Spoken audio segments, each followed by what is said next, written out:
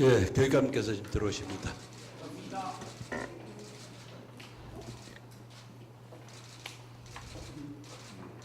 예, 그러면 6월 기자간담회를 이제 시작하도록 하겠습니다. 바쁘신 가운데서도 우리 경기교육에 관심을 많이 가져주시고 와주신 기자 여러분께 감사드립니다. 오늘 기자회견은 교육감님께서 선거를 마치시고 선거의 소요를 포함한 말씀을 먼저 하시고 아마 오늘 인수위 발표라든가 중요한 내용들을 이 자리에서 아마 말씀하실 것 같습니다.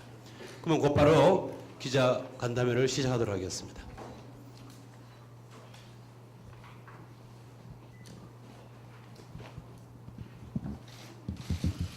네, 여러분 반갑습니다.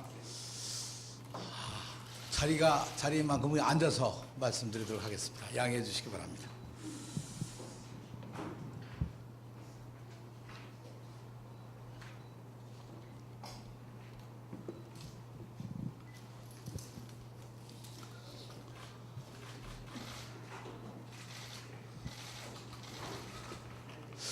네, 경기도가 참 넓어서요.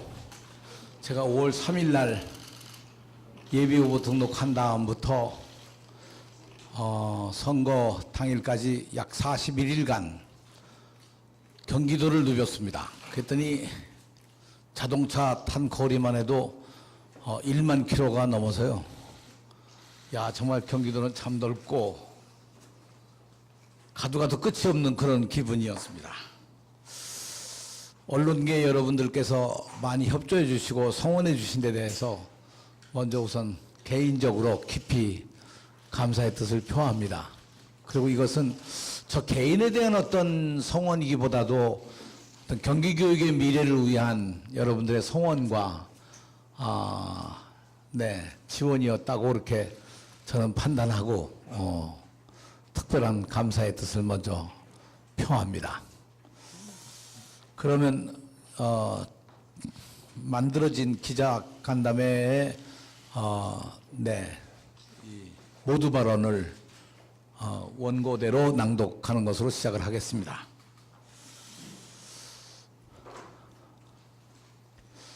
네, 존경하는 경기도민 그리고 교육가족 여러분, 먼저 이번 민선 4기 교육감 선거에서 높은 지지와 뜨거운 성원으로 4년의 중책을 다시 맡겨주신 데 대하여 깊은 감사의 말씀을 드립니다. 이 시대는 변화와 혁신을 요구하고 있습니다. 촛불 민심은 준엄한 표로서 우리가 가야 할 길을 제시해 주었습니다. 경기 혁신교육에 대한 일관된 민심과 중단 없는 교육정책에 대한 도민들의 열망이 이번 선거에 반영된 것으로 생각하면서 엄중한 사명감과 막중한 책임감을 느낍니다. 저는 앞으로 4년 저를 믿고 지지해 주신 분들의 기대와 여망을 깊이 헤아려 교육 주체들과 진솔하게 소통해 나가겠습니다. 그것은 더 나은 경기 혁신교육을 향해 함께 동행하겠다는 의지의 표현입니다. 또한 저와 생각이 다른 분들의 뜻도 겸허히 받들고 특히 선거 과정에서 흩어진 민심을 하나로 모아서 새로운 경기교육을 위한 행복한 여정을 시작하도록 하겠습니다. 지난 4년 동안 저는 단 한 명의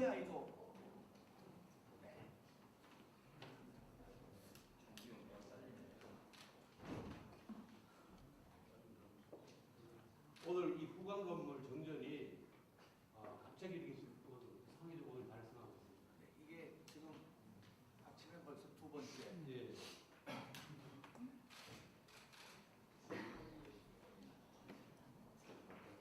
이럴 때 이제 암중모색이라고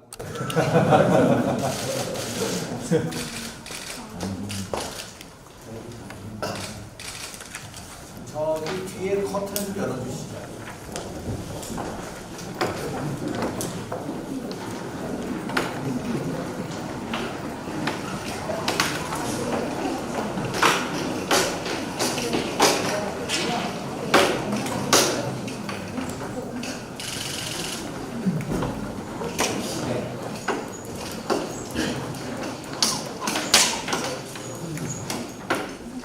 일어서서 말씀을 하겠습니다. 지난 4년 동안 저는 단 한 명의 아이도 포기하지 않는 학생 중심, 현장 중심의 혁신 교육이 교육 현장 곳곳에 뿜어낼 수 있도록 학생을 교육에 중심해두고 본질에 충실한 교육을 실현하기 위해서 노력해왔습니다. 계층화, 서열화를 조장하는 경쟁 중심의 정책은 과감히 폐지하기 위해서 노력했습니다. 학생들이 배려와 협력을 배우도록 민주시민, 세계시민으로 성장하도록 지원했습니다.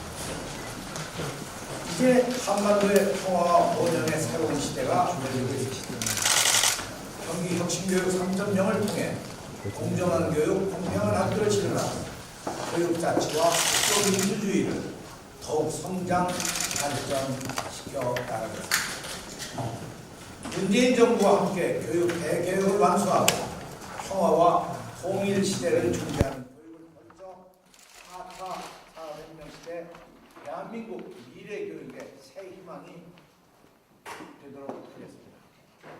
항상 처음의 마음으로 여러분께 약속드렸던 공약들은 더욱 구체화하고 내용을 채워서 온 힘을 다해 지켜나가도록 하겠습니다.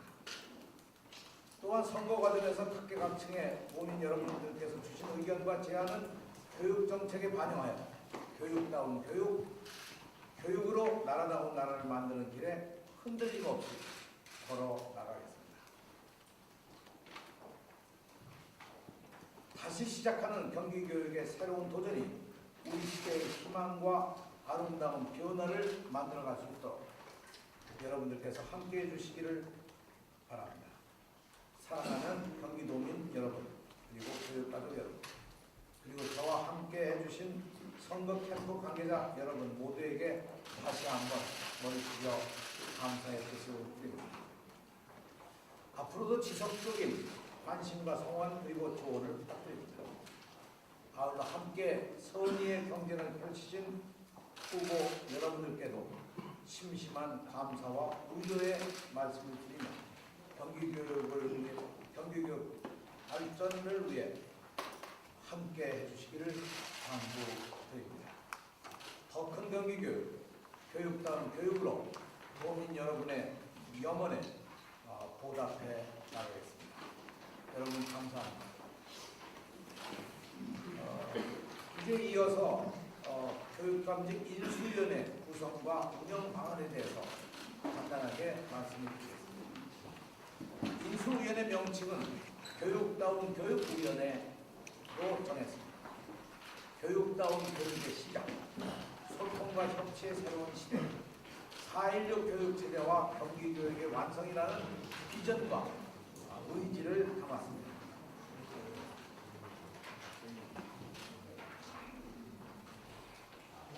마이크를 놨으면 좀 가까이 나와. 일단 그러면 녹음이 안 되죠. 녹음.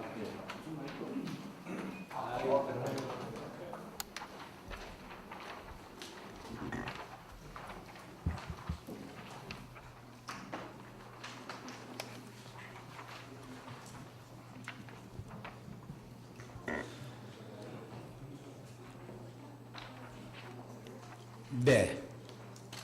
뜻하지 않은 정전으로 불편을 드려서 죄송합니다. 네. 인수위원회를 구성하면서 큰 원칙이 있었다면 경기교육에 대한 깊은 이해와 경륜이 있는 분들로 저희가 인수위원을 모셨다는 것 먼저 그렇게 설명을 드립니다. 인수위원회 위원장은 문병선 전 경기도교육청 제2부교육감으로 모셨습니다. 부위원장은 이현숙 전 성남교육지원청 교육장이며 전 경기도 교육연수원장님을 모셨습니다. 자문위원장은 아시는 바와 같이 저희 선대본부의 공동선대위원장의 대표 위원장을 하신 김기현 전 경기대학교 총장님을 모셨습니다. 대변인은 김동한 전 교육부총리 정책보좌관에게 임무를 맡겼습니다. 김동한 대변인은 캠프에서 후보의 비서실장으로 역할을 했었습니다. 인수위원회는 6월 20일부터, 그러니까 내일부터입니다. 7월 19일까지 30일간 행정조직혁신, 공약이행, 교육자치 및 소통, 미래교육 등 4개 분과로 운영되며 조직은 인수위원장 1명과 부위원장 1명, 간사를 포함한 인수위원 10명으로 총 12분을 모셨습니다. 이 외에 자문위원장 1분과 자문위원 50명 내외, 그리고 실무위원으로 구성이 됩니다. 또한 4대 분과는 행정조직혁신분과위원장의 이한복 전 경기도교육원권 원장, 공약이행분과위원장의 최충옥 전 경기대 교육대학원 원장, 교육자치 및 소통분과위원장의 김미정 전 경기도 여교장협의회 회장, 미래교육분과위원장의 옥장흠 한신대 교수님께서 각 분과의 책임을 맡고 운영을 해나가시게 되겠습니다. 이 밖에 인수위원회 위원으로는 김주영 전 국회의원 보좌관, 심항일 부천 더불어포럼 공동대표, 이석기 전 안성교육지원청 교육장, 임윤태 변호사 겸 행정심판위원, 주미화 광명교육 희망네트워크 대표, 최창희 전 교육위원님이 활동하시게 됩니다. 네. 자문위원과 실무위원은 유기적인 협력 체제를 통해서 정책의 실효성과 현장 적용성을 높이고자 교육청의 근무 인력과 해당 분야의 전문성을 갖춘 외부 인사로 구성하도록 하겠습니다. 인수위원회는 이제 이재정 교육감 2기 출범의 청사진을 제시하고 공약을 구체적인 정책과 사업으로 구체화하는 활동 등 새로운 경기교육을 본격적으로 준비하는 활동에 들어가게 됩니다.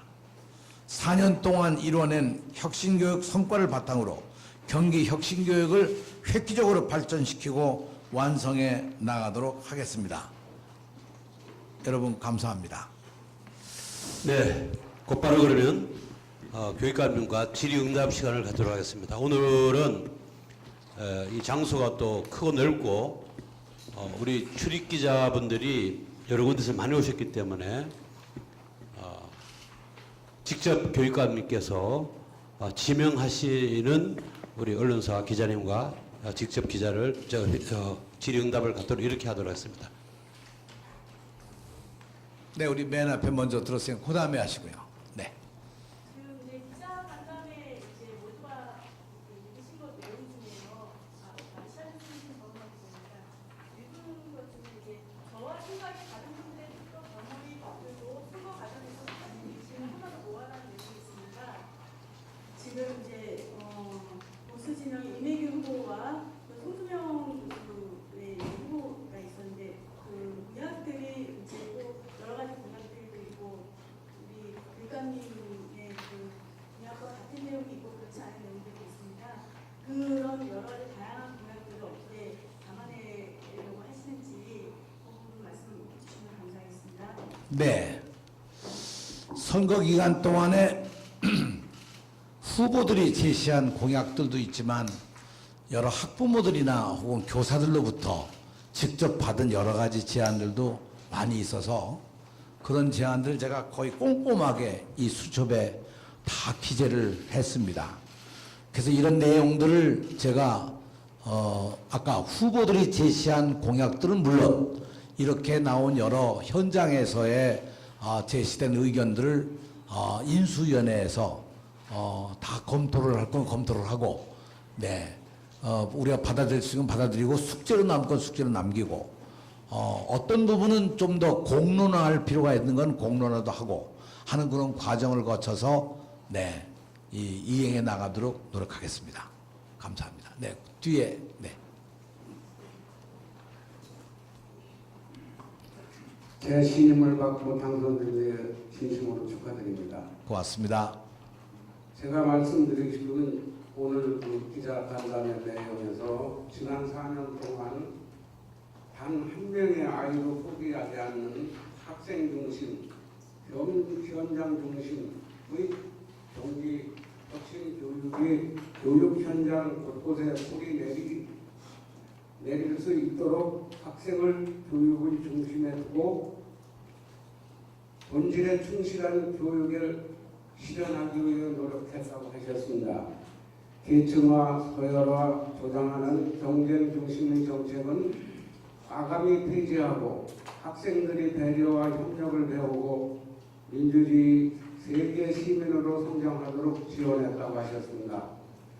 근데 물론 4년 동안 수고를 많이 하셨습니다만은 제가 그동안 본 바는 일선에서는 이와 같은 교육감님의 그 생각을 다 받들지 않았다고 봅니다. 한 가지 예를 들면은 각 단체나 어느 기관에서 글쓰기 100일장이 있다고 학교에 공문을 보내면은 그건 안 돼, 거기는 안 돼 하고 이념적 그 차원에서 통제를 해온 걸로 알고 있습니다. 23일 날 100일장이 있는데도 제가 어저께 확인했는데 한 70여 명밖에 수원시가 참여를 안 했습니다. 이것이 그 학교에서 그런 그 교육감님의 방침을 따르지 않고 안 돼 하는 방식으로 지금까지 해왔다고 보는데 앞으로 어떻게 하실 건지 말씀해주세요.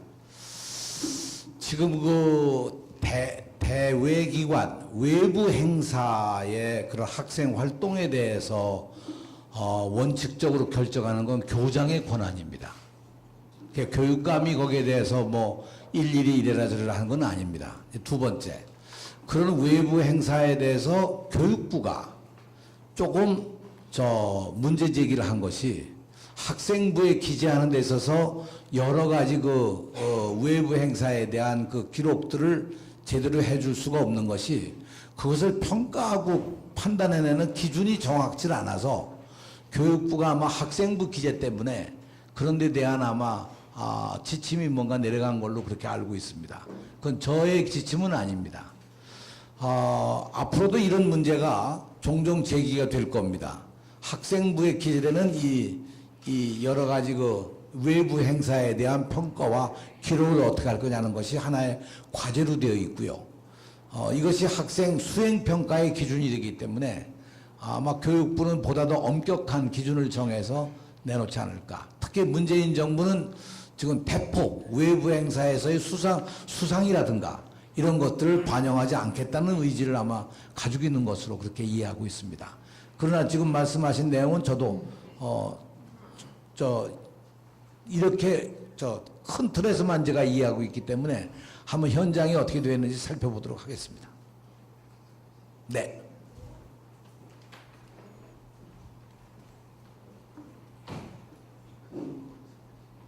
우선 최선을 진심으로 네. 축하합니다. 소속과 성함을 좀 말씀해 주시죠. 네, 정진태입니다. 네. 최선 감사드리고요. 두 가지만 말씀을 묻겠습니다. 지금 대세가 그 남북회담, 그다음에 그 북미회담 이런 쪽으로 나가고 있는데 임기 중에 북한하고의 그 교류 학생, 고려 그런 학생 교류 이런 걸 갖고 계신지 그거 하나고요. 또 하나는 아까 그 유인물에 보면은 경기도 발전을 위해서 후보자들, 경쟁 후보들하고 같이 함께 하겠다고 이렇게 말씀을 하셨어요. 근데 경쟁 후보들하고 어떻게 그 협치를 해가지고 경기 교육 발전에 할 수 있는지 두 가지만 좀 말씀을 해주십시오.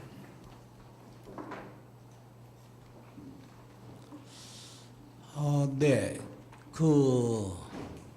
남북관계 발전은 사실 아마 몇 단계가 있어야 되리라고 좀 생각하고요. 우선은 아마 북에 대한 여러 가지 그 경제 제재 조치가 좀 풀어지고 남북 간의 당국 간 회담을 넘어서서 여러 분야에 대한 어떤 교류가 이루어지기 시작해야 되리라고 생각합니다. 다행스러운 거는 아마 7월 달에 우선 체육 행사부터 남북 간 교류가 이루어지고 아마 예술 분야의 어떤 행사들도 계속 이루어지리라고 생각을 합니다.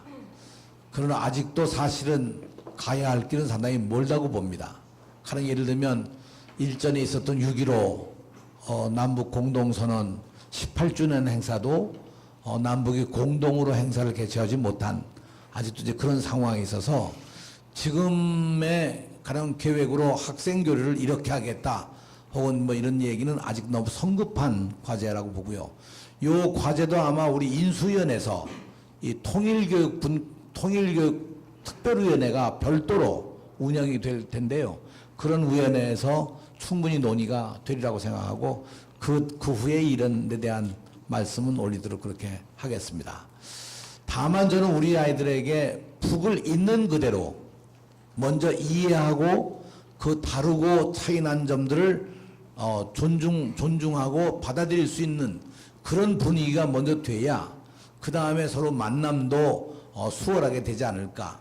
그래서 저는 우선 우리 학생들로 하여금 현재 저희들이 발간한 통일시민교과서를 충분히 활용해서 우리 아이들로 하여금 충분한 이해와 이 자세를 갖출 수 있도록 준비해 나가도록 그렇게 하겠습니다. 두 번째 말씀하신 것은 이 구체적으로 어떤 계획이 있는 건 아니고요. 서로 다른 주장들을 하셨지만 아까 말씀드린 것처럼 여러 가지 정책과 공약들을 하신 내용들이 있어서 그런 내용들을 잘 검토를 하고 협력할 수 있는 길은 협력하고 그런 방향으로 나가겠다는 의견을 말씀드렸습니다. 이 내용도 아까 처음에 말씀드린 것처럼 인수위원회가 그런 공약들을 다 꼼꼼히 검토를 아마 해보도록 그렇게 하겠습니다. 네. 그러면 남북 교류 학생이 그건 갖고 계시다는 이런 말씀이시죠? 네, 그럼요. 그건 뭐 제가 통일부 장관이기 때문에 제가 평소에 이번에 나는 그야말로 통일 교육감이 되겠다 이런 제가 의지도 말씀을 드렸는데요. 저는 뭐 누구보다도 이 교육 협력에 대한 적극적인 생각을 가지고 있지만 지금 이 자리에서 말씀드리기보다 인수위원회와 우리 구체적으로 논의한 다음에 구체적인 안을 더 발표해 드릴 기회가 곧 있으리라고 생각합니다. 네. 다음, 우리, 경기의 원수 기자입니다. 지난 6년 동안 학생 중심의 혁신 교육은 잘 진행되고 있습니다만 반면 학교 현장에서 이루어지는 교육 공무원들이 소리 듣는 조직 문화에 대한 혁신은 지지부진하고 있습니다. 예를 들어 조직 내 성추행, 성희롱에 대한 외부 고발자들을 오히려 악화시키고 학교장들이 교육공무원을 감싸고 드는 일들이 심심치 않게 일어나고 있습니다. 이는 교육공무원들의 특유의 조직 문화에서 시작된다고 생각됩니다. 앞으로 이에 대한 혁신과 계획을 좀 말씀해 주시기 바랍니다. 네, 학교 안의 비리나 혹은 지금 말씀하신 바와 같이 부정한 어떤 행위에 대해서는 엄격하게 더 다뤄나가겠습니다만 결국 이것이 그 학교 문화의 결과는 저는 아니라고 그렇게 생각을 합니다. 다만 학교라는 교육기관이기 때문에 그런 일들이 과연 교육적으로 어떻게 학생들에게 영향을 미칠까 하는 것을 학교에서 스스로 판단해서 어떤 경우는 아마 외부 발표를 조금 더 지어나거나 그런 경우가 있었을지 모르겠습니다만 저는 이 문제에 대해서는 양론이 있을 수 있다고 생각합니다. 일반적인 사회에서처럼 일어난 사건을 정말 다 샅샅이 폭로를 해서 그것을 엄단하는 그런 방법도 있겠지만 학교의 교직원의 사건에 대해서 이것이 학생들에게 어떤 영향을 미칠 것이냐는 것은 또 다른 차원에서 교육적으로 좀 검토해볼 문제가 아닌가. 그렇다고 저희가 이런 문제가 일어났을 때 감싸거나 그런 일은 용납해서는 안 된다고 생각합니다. 네. 그래서 사실 교육계가 참 어렵습니다. 네. 학교가 우리가 규모가 아시는 바와 같이 2,400개 학교가 넘고 교사가 11만 명의 교직원 다 해서 하면 전국에 아마 이 행정기관 가운데 우리가 제일 큽니다. 그러니까 사실상 어쩌면 그런 사고가 일어나는 것도 다른 데 비해서 훨씬 더 건수가 많은 것으로 보이실는지는 모르겠습니다만, 그런 이제 네, 경기도의 경우가 갖는 특수한 상황이라는 것도 또 좀 이해해 주시길 부탁을 드리고요. 교육기관이기 때문에 더더욱 이런 문제가 일어나지 않도록 사전에 이 교육하고 아까 말씀하신 학교 문화를 바꾸는 것 대단히 중요한 일이고요.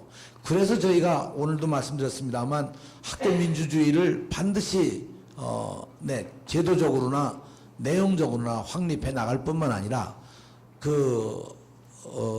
학교가 스스로 자율적으로 해나갈 수 있는 자율적인 이런 행정 체계를 확실하게 이번 제 민선 4기 교육감 시절에는 만들어 나가도록 하겠습니다. 네. 그 민선 4기 때는 구체적인 조언이 있으신 겁니까? 지금 그 문제는 네, 여러 가지 논의를 저희가 지금 하고 있고, 네, 안도 가지고 있습니다. 네. 아까 저 뒤에 먼저 손을 대서 먼저 하시고 그 다음에 하시죠. 네. 네, 에듀진의 신동욱 기자입니다. 반갑습니다. 저도 좀 전에 있던 질문과 제가 두 가지 질문을 드릴 텐데요. 하나는 좀 전에 다른 기자도 질문했던 것을 추가로 더 질문을 드리겠습니다. 교사들의 성추행과 같은 일탈 행위는 꼭 뭐 경기도 교육청에서만 일어나는 일은 아니지만 그 징계가 너무 가볍다는 국민들의 불만들이 굉장히 많거든요. 예를 들면 어떤 징계를 받았다고 해서 받았는데 뭐 1년, 뭐 2년 정도 외부 지역, 그러니까 만약에 고양시에서 일어났다면 의정부로 보낸다든지 교사들을 보내놓고 나서는 좀 있으면 1년 뒤에 다시 돌아와 있어요. 옆 학교로.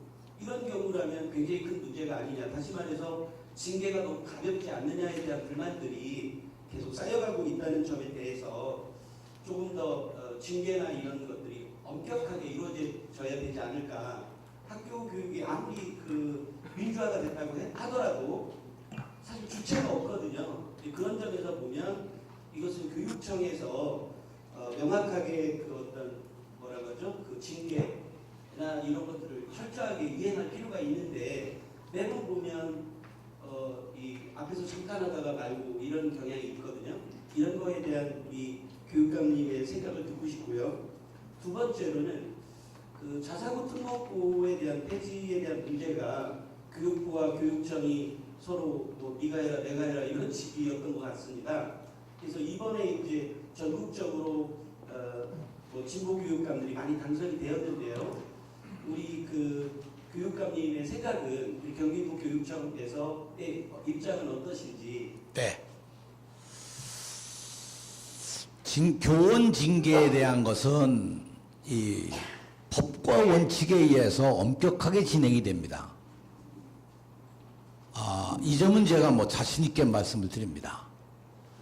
더나 교원에 대해서는 법률에 의해서 신분이 딱 보장되어 있는, 그래서 정년까지 가는 보장이 되어 있는 교육 공무원이기 때문에, 또 교육을 담당한 공무원이기 때문에 더더욱 엄격한 기준과 원칙에 의해서 진행을 합니다. 다만 이제 아까 말씀하신 성추행의 정도에 따라서 다르다고 봅니다. 그래서 대부분의 성추행은 형사범으로 취급되는 경우가 있고, 그런 경우는 당연히 그건 뭐 면직이거나 파면에 해당이 되리라고 그렇게 보고요. 그래서 세세하게 나와 있습니다. 기준 자체가. 이게 무슨 뭐 누굴 봐주고 뭐 하고 있는 체계가 아닙니다. 더나 교육감은 거기에 단 한마디도 거둘 수도 없습니다. 이건 독립된 감사관실의 그 기능에 의해서 운영되기 때문에 저는 누가 언제 무슨 그런 심사를 받는지도 모릅니다. 그런 게 저한테 결제로 오거나 그러진 않습니다. 다만 저한테 오는 건 결과만 저에게 이제 오죠. 왜냐하면 신분에 대한 어떤 징계의 문제가 되니까. 두 번째, 대개 교원 징계 재심위원회가 있습니다. 교육부에. 근데 이제까지의 경우를 보면 이 어떻게 된 일인지 잘 모르지만 재심위원회가 가지고 상당히 깎아가지고 내려오거든요. 그래서 참 그럴 때 곤혹스러운 경우가 참 많습니다. 실제 아마 지금 질문은 그런 경우를 두고 말씀하신 것처럼 느껴지는데, 그래서 이건 제도적인 문제이기 때문에 교육부와 좀 더 논의를 해서 이 재심 과정이 좀 더 투명하고 교육적으로 더 정확하게 이행이 될 수 있도록 이건 보완해 나가도록 그렇게 하겠습니다. 그러나 지금 말씀하신 것처럼 징계를 가볍게 의도적으로 하나 절대 그런 일은 있을 수 없는 일로 말씀을 드립니다. 두 번째 말씀하신 그 자사고 특목고에 대해서는요, 저는 교육의 원칙이 우리가 70년대에 평준화를 할 때 그 평준화의 원칙은 누구에게나 정말 그 출발점과 이걸 같이 해줘야 된다. 그래서 평준화라고 하는 것이 학생들이 다양성을 가지고 자유롭게 자기를 성장시켜 나가는 그런 교육, 그런 맞춤형 교육을 생각한 것이 이 평준화의 정책이었습니다. 그 상당히 성공적으로 이루어졌다고 생각을 합니다. 그러나 이것이 차츰 잘못되기 시작한 것이 결국은 학교 안에도 반칙과 특권을 주기 시작했습니다. 노무현 대통령께서 제일 많이 쓰시던 말입니다. 반칙과 특권. 다시 말하면 처음부터는 잘못된 제도였다고 생각합니다. 가령 특목고. 그러면 특목고는 경우에 따라 좀 다릅니다만, 특목고의 경우는 학생 모집을 그 지역에서만 뽑는 게 아니라 전국에서 뽑습니다. 그러니까 학교는 용인에 있는데 용인에 있는 학생들은 거의 못 들어갑니다. 전국의 아이들이 들어와서 기숙사에서 기숙을 하면서 대학 입시 전문 학원처럼 운영하는 건 교육이 아닙니다. 이거는 그야말로 반칙도 허용하고 특권만 준 거나 다름없는 것이죠. 저는 이 반칙과 특권이 사라지는 것이 교육의 큰 원칙이라고 생각합니다. 그런 점에서 저는 지난 몇 년 동안 여러 차례 기자회견이 있을 때마다 거의 자사고 특목고에 대해서는 처음부터 잘못된 정책이었다. 그렇게 제가 말씀을 드리는 거죠. 그 하나의 예가 자사고의 경우도 이명박 정부 시절에 본래 100개의 학교를 만들려고 했습니다. 굉장히 강요를 했습니다. 압박을 가하고 했습니다. 그런데도 경기도에 만들어진 학교는 2개입니다. 전국적으로 50개가 안 됩니다. 그러니까 이미 그건 실패한 정책인 거죠. 저는 이런 모든 것이 우리 학생들 모두에게 아까 말씀드린 바와 같이 단 한 명의 아이도 포기하지 않는 교육이 아니라 몇 명의 아이들을 데리고 우수하게 시키려고 하는 그런 경쟁 논리에 의해서 나온 잘못된 교육이라고 생각합니다. 사실은 저희로서는 힘이 없습니다. 이것을 폐지하고 할 수 있는. 다만 저희에게 평가의 권한이 있습니다. 평가를 엄정하게 하겠습니다. 평가의 절차에 따라서 미흡한 학교에 대해서는 일반고로 전환하도록 그렇게 하겠습니다. 그것이 우리 아이들을, 그 학교에 다니는 아이들로부터 그 학교를 가고 싶어하는 아이들까지 아이들에게 원만한 교육을 시키는 길이라고 저는 그렇게 믿습니다. 시간이 좀 걸릴 겁니다. 아마 아직 우리에게 있는 특목고 자사고의 평가 시기가 앞으로 한 2, 3년 더 있어야 되기 때문에 시간이 좀 더 걸리리라고 생각합니다. 그 안에 이 제도적으로 바꿔서 특목고 자사고의 제도를 법률적으로 해결하는 것도 교육부와 함께 노력을 하겠습니다. 단 이런 과정에 현재 재학 중에 있는 학생들에게 절대로 피해가 가지 않도록 세심하게 그것도 조치를 취해 나가도록 그렇게 하겠습니다. 여기 말씀하시고 그 다음에 말씀해 주시죠. 황영인과 정의장입니다. 일반직 직원들하고 전문직 직원들이 교육감님 보시면서 좀 정원이 많이 확충됐습니다. 네.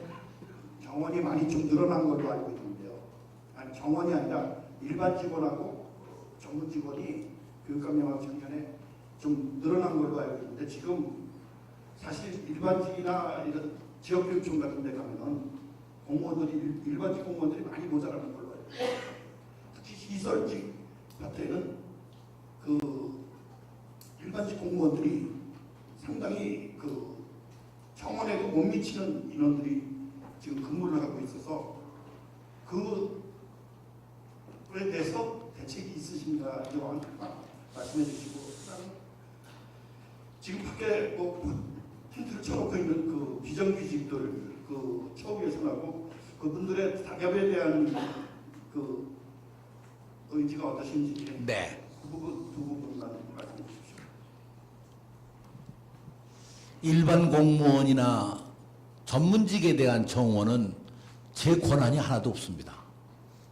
이건 정부가 주는 그 범위 내에서 저희가 운영해 나가기 때문에 제가 마음대로 뭐 전문직을 늘리거나 일반직을 늘릴 수 있는 권한이 전혀 없습니다. 더구나 이 4급 이상의 경우에는 교육부가 철저하게 관리를 해가지고요. 단 한 명을 늘리더라도 교육부의 승인을 받지 않고는 안 됐고요. 교육부의 승인만이 아니라 도의회의 이 정원 조정한 거에 대한 의결을 받아야만 가능할 정도로 이 공무원 정원 관리는 철저합니다. 제게 권한이 없습니다. 다만 아마 지금 말씀하신 것은 제가 알기로 시설직들이 가지고 있는 아마 불만의 표현이라고 저는 생각합니다. 이 시설직의 기능들이 조금 바뀌게 된 것이 시설직을 그대로 시설직으로 두지 않고 몇 년 전부터 상당한 부분을 다 일반직으로 전환을 했습니다. 그러니까 일반직으로 시설직이 전환되고 나니까 시설직을 하던 사람이 일반직으로 온 다음에는 시설직의 역할을 하기가 잘 안 됩니다. 학교 안에서 현실적으로. 그래서 저희가 이제 이 시설 관리 문제를 지금 현재 있는 시설직만 가지고 이렇게 할 수는 없고 이걸 좀 더 하기 위해서 저희가 이제 대안을 낸 것이 권역별로 센터를 만들었습니다. 시설관리센터. 그 시설관리센터가 학교에 있는 그런 시설을 좀 더 종합적으로 관리를 해주고 그리고 학교와 연계해서 효율성 있게 나간다. 여기서 저는 한 걸음 더 나가서 가령 경기도는 경기도 시설관리공단이 있습니다. 각 시군에도 시설관리공단이 있고요. 근데 우리 교육기관만 없습니다. 이것이. 이게 법령에 약간의 미비한 점이 아니라 해석상의 차이가 있어가지고 우리가 없는 것 같아요. 오히려 이런 분들 혁신학교를 모르고 혁신교육이 뭔지를 모르는 분들의 이야기입니다. 시설관리공단이 필요하다. 이게 돼야 저는 지금 말씀하신 바와 같이 현장의 어려움이 제대로 해소될 수 있지 않을까. 그렇게 생각해서 앞으로 그런 방향으로 나가도록 하겠습니다. 또 시설직이 갖고 있는 지금 불만들도 전 뭐 너무 잘 알고 있어서 그런 불만들은 불만대로 현장에서 저희가 해소해 나가도록 하겠습니다. 앞에 그 학비노조가 지금 이제 그 농성을 하고 있어서 제가 어제 첫 출근을 하면서 제일 먼저 학비노조 대표들과 거기 농성하시는 분들하고 다 만났습니다. 저기 좀 제시하고 있는 여러 가지 내용들은 실무적으로 충분히 검토가 필요한 내용들이고 적절한 시기에 제가 직접 만나서 논의를 할 텐데 제가 이제 오늘 이틀밖에 안 되기 때문에 저 문제는 우리 실무적으로 좀 더 검토해서 안이 되면 노조 측과 대화를 할 계획으로 있고 네, 그런 뜻도 전달을 했습니다. 하면서 그러니 내가 전향적으로 이 제안에 대해서 검토를 할 테니 저 농성원 풀어달라. 그 요청까지도 제가 했다는 것을 말씀을 드립니다. 다만 여기서 제일 크게 지금 대두되고 있는 것이 학교의 방과 후 돌봄 전담사라는 게 있습니다. 이게 이제 어떻게 생겨났는지는 잘 제가 과정은 모르겠습니다만 박근혜 정부 때 이 돌봄을 확대하면서 돌봄을 담당할 사람이 없으니까 그냥 필요하니까 만들었습니다. 그 처음에 시간을 좀 더 짧게 하기 위해서 초단시간 근무자로 해서 이 초등 돌봄 전담사를 한 겁니다. 이건 저는 교육적으로 옳았다고 생각합니다. 그 방향은. 왜냐하면 가능하면 아이들은 부모와 오랜 시간이 있어야 됩니다. 저는 그게 원칙입니다. 근데 이 아이들이 학교에서 안 갑니다. 그러니까 이제 학교에서도 문제가 생기는 거죠. 그래서 이 초단시간 돌봄 전담사의 경우는 원칙도 없기 때문에 사실 국가에서 이번에 이 정규직 전환의 이 기준에서도 그건 제외시켰던 겁니다. 제 얘기가 맞는 거죠? 우리 실무진. 맞죠? 포함이 안 돼 있던 거죠? 포함되어 있었던 거예요? 네. 그래서 이분들을 우리가 포함되어 있었다고 그렇게 했는데 잘못 기억하고 있었습니다. 아무튼 이분들 정규직으로 하면서 무기계약을 했습니다. 무기계약을 했는데 지금 요구 조건은 뭐냐 하면 이 시간을 늘려라. 그래서 저는 처음부터 이걸 할 때 늘리느냐 안 늘리느냐는 문제는 이거 학교 현장에서 다 각각 다를 거 아니겠습니까? 일률적으로 정할 문제가 아니고 학교에서 늘릴 필요가 있으면 늘리는 것이고 늘릴 필요가 없으면 안 늘리는 거고 그분들은 이미 신분이 초단시간이지만 무기계약이 됐기 때문에 신분의 어떤 위협은 전혀 없습니다. 그래서 사실 문제는 없는 겁니다. 그래서 뭐 이런 문제들을 다 원만하게 저희가 아무튼 논의해서 풀어나가도록 그렇게 하겠습니다. 네. 앞에 하시고 그 다음에 하시죠. 예. 아이고 미안합니다. 여기 건너뛰어서 조금 이따 기회를 드릴게요. 이번 선거에서 혁신교육 이제 3.0으로 확대 추진하시겠다고 방안을 말씀하셨잖아요. 근데 아시겠지만 선거에서 다른 모든 후보들은 이제 질적인 문제들을 계속 지적해왔던 것 같은데. 질적인 문제? 네네, 내시가 방안이라든지 이런 문제들을. 누가? 혁신학교 다른 후보들이. 다른 후보들이요? 네. 이런 부분에 대해서는 좀 어떻게 보시고 추가적으로 대책 마련 고심 중인 게 있는지 궁금하고요. 두 번째로는 올해 선거에서도 이제 선거권 연령 하향 문제들이 좀 대두가 됐던 것 같아요. 경기도에서도 유일성 선거 당일날 청소년들이 이제 직접 교육감을 뽑는 그런 과정을 하기로 했는데, 그래서 교육감님께서도 이제 청소년 교육 의회 등이라든지 이런 공약들을 발표한 것으로 알고 있습니다.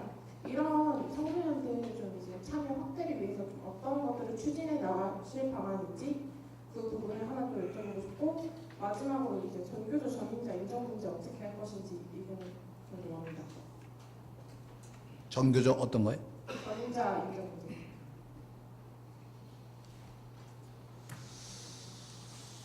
네,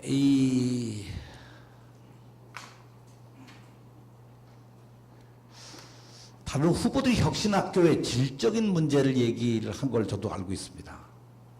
근데 난 그 질적인 거에 대해 이해를 못 하겠습니다. 아니, 혁신학교의 질이 뭔지.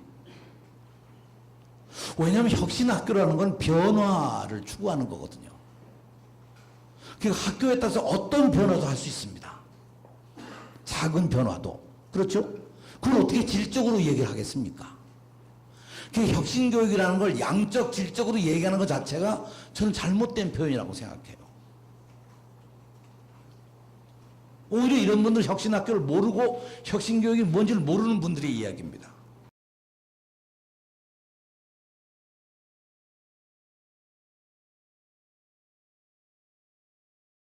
변화되어 왔습니다. 가령 김상곤 교육감 때 있던 혁신학교의 모습과 지금 지나간 4년에 제가 해온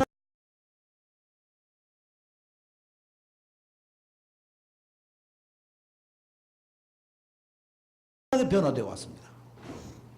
가령 김상곤 교육감 때 있던 혁신학교의 모습과 지금 지나간 4년에 제가 해온 혁신학교의 모습은 이름은 같지만 내용도 방법도 다를 수밖에 없고 발전하는 겁니다. 그런 면에서 저는 이 질적인 문제를 얘기하는 것은 그야말로 교육에서 적절치 않은 표현이라고 생각하고요. 네. 두 번째로는 이제 혁신학교를 하면서도 뭐 이 성적 문제를 자꾸 이야기들을 합니다. 저는 이 성적 문제를 이야기하는 것이 오늘날 교육에서 정말 필요한 일인가? 물론 성적은 좋아야 됩니다. 근데 어떤 성적이 좋아야 되느냐는 거죠. 우리가 여기 앉아있는 여러 기자 여러분들도 다 다르지 않습니까? 취미와 역량과 뭐라고 그럴까 다 다른데 다른 학생들은 우리는 똑같은 시험을 봐서 똑같이 줄을 세우고 똑같이 경쟁을 시켰습니다. 이건 불공정한 경쟁이죠. 그렇지 않습니까? 그냥 제가 키가 작고 다리도 짧은데 1m 90짜리하고 제가 100m를 달려보라고 같이 출발하면 저는 할 때마다 꼴찌죠. 그럼 어떻게 해야 됩니까? 저는 교육은 줄 세우기는 교육이 아니라고 생각합니다. 그 학생이 교육을 받기 위한 어떤 동기를 만들어주느냐. 정말 내가 이런 걸 좀 하고 싶다. 내가 잘할 수 있는 건 이런 거다. 이런 걸 만들어주는 게 교육적인 하나의 문제의식이죠. 더구나 4차 산업혁명 시대에 오면서 많은 미래학자들은 교육은 가르치는 게 아니고 얼마나 외우느냐 성적을 내는 게 아니고 정말 어떻게 하면 내가 뭘 할 수 있을까 하는 동기를 만들어주는 거다. 그런 얘기를 정말 수없이 하지 않습니까? 저는 그런 의미에서 성적 가지고 혁신학교를 얘기하는 사람들도 혁신교육을 잘못 알고 있는 학생 참여라고 하는 것은 그야말로 저는 대단히 중요한 일이라고 생각합니다. 그래서 사실은 혁신교육의 핵심은 선생님의 열정과 학생의 참여로 만드는 거거든요. 학생들이 토론하고 학생들이 프로젝트를 만들고 학생들이 평가하고 학생들이 성과를 같이 공유하는 겁니다. 그렇기 때문에 학생 참여가 없이는 이루어질 수가 없는 거죠. 이런 면에서 혁신학교로 하면 그 학교 운영 자체도 다 학생 참여가 안 될 수가 없는 겁니다. 그래서 이번에 저희가 아까 말씀드린 그 학교 민주주의라고 하는 걸 제도적으로 하는 것뿐만 아니라 하나의 의식의 전환을 통해서도 대단히 중요한 이 과제인 거죠. 그래서 민주교육이라는 게 무엇보다 필요하다고 저는 그렇게 생각하고요. 학생 참여를 위해서 사실은 우리가 인수위원회에서 구체적인 논의를 아마 해서 방안을 발표하게 되리라고 그렇게 생각을 합니다. 마지막으로 전교조 전임자 문제는 이게 법적 지위를 회복하지 않는 한 전임자는 법률이 인정하고 있지 않습니다. 그리고 이것은 교육부가 가지고 있는 일관된 입장입니다. 저는 교육부의 결정에 따르도록 그렇게 하겠습니다. 네. 아까부터 손을 드는데 여기 먼저 하시고 다음에 그 다음에 하시죠. 네.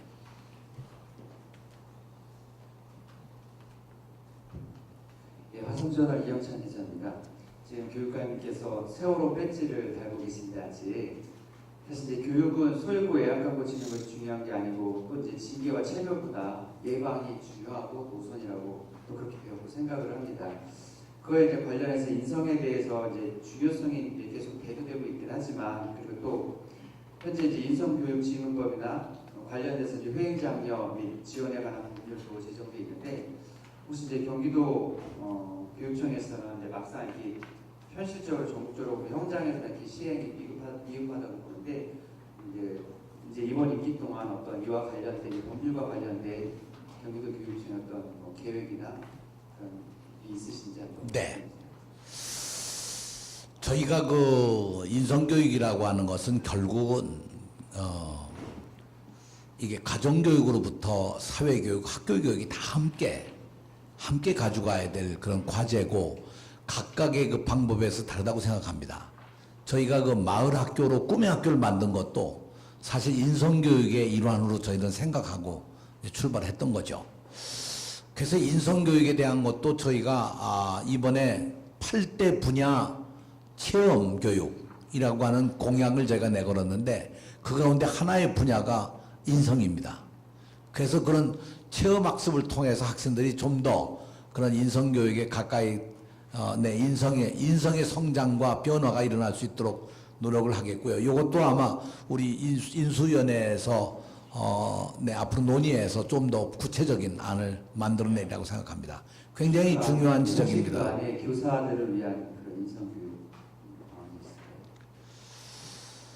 교사는 기본적으로 인성이 있어야 되겠죠. 네. 저는 그건 교사들의 기본입니다. 그리고 실제 교사들이요, 그런 걸 위해 가지고 전문적 학습 공동체가 한 5,000개 가까이 운영이 되고 있고, 그 운영을 통해서 그분들이 여러 가지 다양한 그런 인문학적 그 프로그램을 한다든가 어떤 현장 체험을 한다든가 하는 것들을 해나가고 계시기 때문에 교사들은 그야말로 잘 해나가신다고 봅니다. 저희가 교사의 문제에 있어서 임용 과정에 있어서도 임용할 때 과거엔 성적만으로 임용을 했지만 저희가 한 3년 전부터 제도를 바꿔서 심층 면접을 합니다. 이 심층 면접에서는 그야말로 제일 중요한 것이 선생님의 인성과 선생님의 그런 어떤 사회적 책임감과 뭐 학교에 대한 어떤 책무성에 대한 그런 인식이나 이런 것들이 굉장히 강조하고 있는 것이죠. 그래서 저는 뭐 이 면에서는 경기도교육청은 어디보다도 앞서가고 있다고 자신을 합니다. 네, 저 모자 쓰신 우리 네. 교육감이 교육다운 교육 아주 그 캐치프레이즈가 지금 귀에 쏙 들어옵니다. 그런데 불행하게도 교육의 주체라면 학생, 선생님, 학부모가 지금 다 행복한 교육이 되어야 되는데 요즘 학생들은 사교육 문제로 굉장히 고통을 받고 있습니다. 제가 최근에 국민학생들하고 몇 년 전에 물어봤는데 국민학교 3학년이 정말 방과후에 몇 군데 학원을 다니나 물어봤더니 6군데에서 7군데 다닌다. 이래서는 만약 다니냐 해도 우리가 학부모도 그게 정말 뒷바라지 한다고 예를 보고 참 이거 보통 문제가 아닌가 싶어가지고 제가 지난해 한번 질문대로 사교육에 대한 획기적인 근절 대책, 줄이는 대책을 공격으로 흡수하는 방법에 대해서 말씀을 좀 해주시기 바라겠습니다. 사교육에 대한 문제를 뭐 지난 수십 년 동안 얘기를 수없이 해왔습니다만 점점 더 강화되어 온 거죠. 강화되어 온 거의 주범이 저는 결국 특목고 자사고라고 생각합니다. 지금 또 하나 중요한 것이요. 이제 정부와 일부에서 대학 입시의 정시를 확대하고 수시를 줄이겠다. 이 정시를 더 확대해 나가면 결과는 아마도 서울 시내에 있는 모든 학교를 들어가려면 자사고 특목고를 나오질 않으면 못 들어가는 그런 사태가 일어날 가능성이 있습니다. 이건 그런 전문가들이 하는 얘기들입니다. 그러면 결국 뭐냐? 원인이 되는 것은 대학입니다. 그죠? 학부모들이 좋은 대학을 보내기 위한 목적으로 그럼 좋은 대학을 보내려면 어디를 보내야 되겠습니까? 특목고 자사고를 가야 됩니다. 특목고 자사고를 가려면 어떻게 해야 됩니까? 중학교, 초등학교부터 과외를 안 할 수가 없는 거죠. 지금 이런 구조적인 걸 해결하지 않으면 그냥 무슨 뭐 규제나 이런 방법으로는 불가능합니다. 여러분 이 남북 관계도 보십시오. 그동안에 북한이 핵실험한다고 해서 유엔이 얼마만큼 규제를 어마어마하게 했습니까? 지난 20년 동안 수없이 규제를 해오지 않았어요. 경제적 압박을 가하고 군사적 압박을 가하고 근데 그것이 핵 문제를 해결하는 방법이었습니까? 안 되지 않습니까? 그러니까 지금도 사교육에 대한 얘기를 어떻든 이걸 뭐 이렇게 규제의 방법이나 이런 방법으로 안 되는 거고 여기에 대한 대안을 찾아야 됩니다. 그래서 경기도교육청은 사실 그 대안으로 꿈의 학교와 꿈의 대학을 대안으로 하나 내서 지금은 이제 진행 중에 있습니다만 이게 좀 더 강화가 되면 아마 사교육 문제에 대해서도 조금 더 풀어질 수 있지 않을까. 실제로 많은 학부모들이 우리 아이가 지금쯤 학교를 다녔으면 경기도의 꿈의 학교와 꿈의 대학을 좀 더 경험하면서 좀 더 자유롭게 성장할 수 있었을 텐데 하는 후회되는 얘기를 하시는 분들도 여러분 만날 수가 있었습니다. 그래서 저는 이게 국가적으로 대안을 만들어야 되는데 궁극적으로는 대학 체제가 바뀌지 않는 한 다시 말하면 서열화된 이 대학 체제 계층화된 대학 체제를 바꾸지 않는 한 아마 이 문제는 해결되기 어려울 겁니다. 그런데 요즘에 이제 여러분 아마 보시면 아시겠습니다만 더욱 이 대학 문제가 심각해집니다. 이 학생이 줄어드니까 결국 문제되는 건 어디냐? 지방대학이 문제가 되는 거죠. 지방대학은 신입생이 지금 거의 매년 한 명도 없는 학교가 심지어 한 60여 개 교가 된다고 합니다. 이런 위기 상황이 사실 2004년부터 교육부가 정책을 내고 시행을 하면서도 제대로 집행이 안 되어 온 거죠. 어떤 방법으로 했냐? 대학을 쥐어짰습니다. 등록금을 줄이고 학생을 뭐 뭐 반만 뭐 뽑지 말라고 그러고 교수는 더 많이 확보하라고 그러고 그러니까 대학이 지금 제가 알기로는 거의 빈사 상태에 와 있습니다. 이 사립대학들은. 그러니까 이런 구조를 바꾸지 않는 대학 입시 제도를 조금 손질해서 무슨 수시를 뭐 좀 줄이고 정시를 늘리고 하는 그런 방법으로 이 문제 해결될 게 아닙니다. 저는 뭐 10년 넘게 제가 대학 총장을 했고 대학 총장할 때 대학교육협의 이사도 하면서 전국 대학에 이 평가단장으로 여러 대학도 제가 평가를 한 적이 있었습니다만 이런 문제를 정말 이거는 이 밤이 새도록 논의를 해도 답은 딱 하나입니다. 대학을 근본적으로 손질하지 않는 한 안 되는 거죠. 근데 유감스럽게도 경기도교육청은 거기까지 힘이 미치지 못합니다. 그러니까 저희가 할 수 있는 일은 학생들을 위해서 학원 가지 말고 이제 꿈의 학교 하고 꿈의 대학 하면서 너희들의 꿈이 뭔지 자기 적성이 뭔지 그걸 좀 찾아서 갔으면 좋겠다. 그리고 정말 대학을 갈 필요가 있는 건지 아닌지도 잘 생각해서 한번 연구해 보자. 어떤 사람들은 학부모들의 지나친 열정 때문에 그렇다. 근데 그건 당연한 얘기죠. 학부모가 자기 아이 하나밖에 없는데 잘 기르려고 기를 쓰는 사람은 여럿이지 않겠습니까? 그래서 이런 면에서 아주 중요한 대목입니다. 그래서 제가 교육다운 교육의 목표가 뭐냐? 제가 선거 공모에 낸 것이 교육다운 교육이 뭐냐? 전 딱 한마디로 이렇게 얘기했습니다. 모든 학생이 행복한 것이 교육다운 교육의 책임이 아니겠습니까? 저는 그래서 앞으로 4년을 그야말로 교육다운 교육으로 좀 만들자. 그래서 애들을 궁극적으로 지난 4년은 단 한 명의 아이도 포기하지 않는다고 했는데 앞으로의 4년은 모든 학생을 좀 행복하게 만들어주자. 이렇게 한 것이 제 목표라는 걸 이해해 주시기 바랍니다. 네, 지금 11시 반 1시간 정도 지났습니다. 한두 분 정도 하고 아니 좀 뭐 마무리하도록. 너무 제한하지 마시고 그냥. 자, 그 강희정 우리 부장님. 예. 국민부 강익철 기자입니다. 네. 저는 이제 제안을 좀 드리고 싶습니다. 네. 바야흐로 이재정 2기가 기대가 되고요. 인수위원회가 교육다운 교육위원회로 또 큰 원칙은 경기교육에 대한 이해가 깊으신 분들로 선정을 하셨다고 하는데 그 각 분야별로 그분들이 말씀하시는 부분들 이런 부분들에 대해서 저희들이 좀 듣고 앞으로 경기교육이 앞으로 어떻게 방향이 설정되고 구체화되고 세분화될지 그런 게 좀 알고 싶어서 인수위 첫 회의 때 저희들이 공개적으로 그분들의 좀 말씀 좀 들을 기회가 있었으면 어떻겠나 제안 좀 드리겠습니다. 네. 그건 결정을 전적으로 인수위원회 아마 내일 회의를 할 때 결정할 텐데 우리 강 부장님 말씀을 잘 염두에 두도록 하겠습니다. 네. 우리 연합 유성기.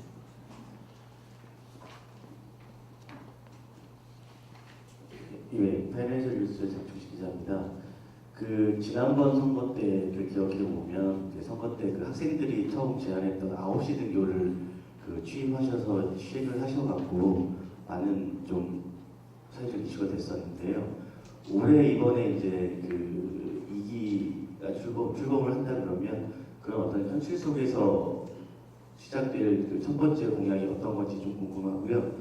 그리고 또 하나는 이제 무상교육에 관한 얘기인데요. 지금 경기도뿐만이 아니라 모든 그 교육감 당선자나 아니면 후보들이 그 고교 무상교육을 그 공약으로 내세웠습니다. 근데 이것이 그 정부하고의 연관이나 그 같이 가지 않으면 좀 불가능할 것처럼 느껴지는데 어떤 그 저희 경기도에서만이라도 또는 뭐 자체적으로라도 이렇게 시행할 수 있는 좀 계획이 어떤 거가 있는지 그게 좀 궁금합니다. 우선 무상교육, 고등학교 무상교육에 대해서는 오래된 이야기죠. 박근혜 정부에서도 고등학교 무상교육을 하겠다고 해서 한때 이 교육부가 예산도 책정을 해가지고 국회에 제출한 적이 있었습니다. 지금 문재인 정부에서는 2020년부터 시작해서 2022년에 고교 무상교육을 완성하겠다. 이런 정책으로 있어서 저는 그 정책을 존중하고 그 정책대로 이루어질 수 있도록 협력해 나갈 계획이고요. 그 이전에 그동안 얘기 많이 나왔던 것 가운데 하나가 교복 문제입니다. 지방자치단체가 여기에 대한 아주 열정적인 생각을 가지고 있고, 과거 남경필 지사의 경우도 교복 문제에 대해서 굉장히 관심이 컸기 때문에 경기도는 한번 이 교복 문제에 대해서는 지역에서 해결할 수 있는 방안을 한번 찾아보자. 그래서 저희가 내거는 거는 단계적으로 무상교육이 가야 된다. 그 단계적으로 갈 때 우리 교육청이 할 수 있다고 그러면 지금 단계에서 무슨 교과서라든가 필수적인 교과서라든가 교복이라든가 이런 문제부터 우리가 풀어나가도록 해보자. 그런 것이 저희의 기본적인 입장입니다. 단계적으로 갈 수밖에 없는 일이라고 봅니다. 두 번째로는 이제 9시 등교는 전에 제가 후보일 때 4년 전 후보일 때 학생들로부터 제안을 받았고, 그 이후에 의정부 여중에서 공식적으로 의결을 해서 학생들이 저한테 제안을 해가지고 이것을 전면 이제 시행하게 됐던 건데요. 그 동안에 이제 그 학생들이 이렇게 우리 안을 국가가 받아들인다 하는 자부심을 갖게 되니까 실제로 이 정책 마켓, 학생들이 하는 정책 마켓이 지금은 아주 정기적으로 열립니다. 특히 몽실학교에서 그런 게 열려서 저도 지난번에 가서 30개의 정책을 제가 일괄 구입을 한 적이 있는데요. 이번에는 9시 등교 같은 폭발적인 제안은 아직 없어서 앞으로 그러나 우리 학생들 제안을 더 존중하고 더 발전시켜 나가도록 그 학생 정책 마켓입니다. 학생들이 내는 학생 정책 마켓을 좀 더 강화해 나가고요. 요 다음 그 시장이 열리게 되면 정책 시장이 열릴 때 우리 기자들도 한번 좀 오셔서 보시면 좋겠다고 생각을 합니다. 네. 네. 연합. 조금만요. 네. 짧은 질문인데요. 경기도 교육감 이 동시에 시도협의회장직도 수행을 하고 계신데 이후에도 계속 그 협의회장으로서 활동을 하실 계획이신지? 전국 시도교육감 협의회 회장의 임기는 2년입니다. 그래서 제가 후반기 회장이었기 때문에 6월 말로 임기가 만료가 되고요. 제가 알기로 7월 상순에 시도교육감 협의회 총회가 열려서 새로운 임기의 회장단을 선출하게 되리라고 생각합니다. 새로 되는 이 시도교육감 협의회 회장은 단순히 시도교육감 협의회 회장만 하는 것이 아니라 시도교육을 대표해서 대통령 직속 국가교육회의에 당연직 위원으로 들어가고, 교육부가 운영하고 있는 교육자치정책협의회의 공동의장으로 역할도 하게 되기 때문에 상당히 무거운 자리가 됐습니다. 잘 뽑아서 후임자에게 잘 넘기도록 그렇게 하겠습니다. 네. 네.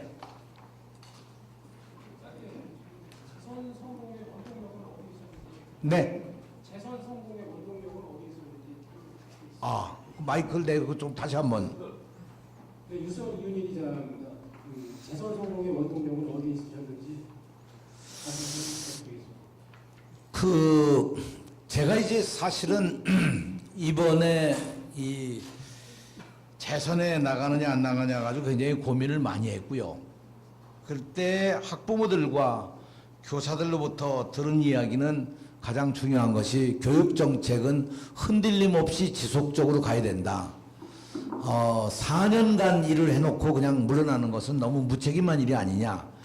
그래서 혁신교육으로부터 꿈의 학교나 꿈의 대학에 이르기까지 지난 4년간 해온 정책을 정말 흔들림 없이 지속적으로 가는 것이 중요하니까 다시 나와달라. 이런 요청들을 사실 많이 받았기 때문에 아마 재선에 원동력이 있었다면 학부모들의 판단은 이런 모든 정책들이 중단 없이 계속되기를 원했던 그것이 힘이 아니었을까, 그렇게 생각하고요.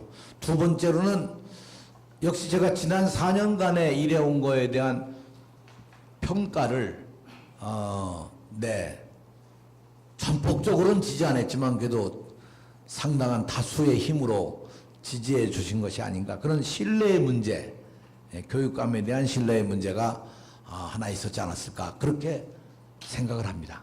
네. 이제 마지막 한 분만 더 누구든지 질문하시면 끝을 내도록 하겠습니다. 대개 이 불고기 먹다가 마지막 한 점을 먹기가 좀 어려운 경우가 많아서요. 이렇게 마지막 한 분 하면 또 잘 어려운데, 네. 아유, 두 분이 손을 드셔서, 네. 그럼 두 분 다 그냥 한꺼번에 질문해 주시면 답을 드리겠습니다. 대학교의 전정관계자입니다. 전임 김상곤 교육감의 학교 비정규직 최종 고용주가 자기 자신이다 이렇게 밝힌 적이 있거든요. 앞에 시기도 하고 있는데 현재 경기도 교육청 관내의 비정규직의 최종 고용주가 누구인지 이 자리에서 좀 확실하게 좀 답변을 부탁드립니다. 최종 고용주요? 고용주는 교육감입니다. 네. 네. 그 앞에 또 마지막, 예. 손을 두 분이 동시에 들으셨기 때문에, 네. CNB뉴스 이병호 기자입니다. 교육다운 교육이 경기교육의 완성이라고 아까 말씀하셨는데 모든 학생이 행복하게 만든다는 것이 최종 목표라고 하셨는데 이게 현실적으로 봤을 때는 목표이긴 한데 모든 학생이 행복할 수는 없지 않습니까? 네. 그래서 너무 포괄적이라 조금은 좀 디테일하게 네. 조금만 몇 가지 제안을 해주신다고. 네. 그 구체적인 사례는요, 혁신학교에서 찾을 수 있습니다. 혁신학교에 다니는 아이들은 다 행복하다고 얘기합니다. 심지어 성적에 관계없이. 저는 그래서 모든 학생들이 행복해질 수 있다고 생각하는 거죠. 또 그렇게 만드는 것이 가능하고 가능해야 합니다. 네. 그건 선생님의 열정과 학생들의 참여 그리고 학부모들의 어떤 지원 이런 속에서 학생들이 하고 싶은 걸 할 때 행복해지는 거죠. 하기 싫은 걸 하면 행복하지 않습니다. 결국 이제 제가 만난 학생들 경우에 많은 학생들이 시험이 없었으면 좋겠다. 시험을 줄여달라. 사실은 시험이라는 것이 남에게 평가받는 것처럼 괴로운 게 없잖아요. 예를 들면 지금 중학교의 자유학년제, 자유학기제는 지금까지 보던 방법의 시험이 없습니다. 아이들이 무지하게 행복해합니다. 그러나 평가를 안 하는 게 아닙니다. 다른 방법으로 평가하는 거죠. 시험을 보지 않고 하는 평가. 그래서 우리가 이런 면에서 학생들을 어떻게 행복하게 할 수 있겠느냐, 뭐 추상적인 얘기가 아니냐, 절대 그렇지 않습니다. 구체적인 사례가 너무 많습니다. 네. 아니 끝났는데요? 이제 끝났는데요. 끝나기로 하면 그냥 끝내시죠. 네, 감사합니다, 여러분. 고맙습니다. 네, 그럼 이상으로 마치겠습니다. 네, 감사합니다. 교육감님, 우리 인수위원장님 오셨는데 같이 기념사를. 인수위원장이 한 말씀, 네, 인사 말씀을 청해 듣도록 하겠습니다. 저처럼 키가 적으셔서요, 아주. 여기 오신 인수위 같이 인사드리죠. 이현숙 부위원장님이 이리 오시고 이양복 의원님도 이리 오시죠. 예.